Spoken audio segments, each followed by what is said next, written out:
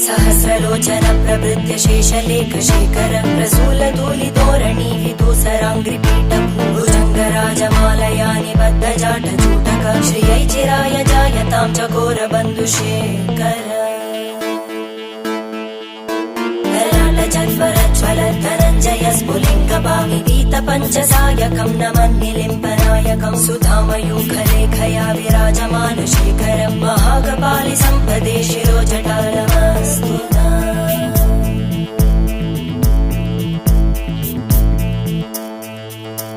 करालभालवट्टिका दगद्दगद्दगज्ज्वल धनञ्जयाहुतीकृत Prachanda पञ्चसायके धराधरेन्द्र Nandini कुचाग्रचित्रपत्रकार कल्पनैकशिल्पिनी त्रिलोचने रतिर्मम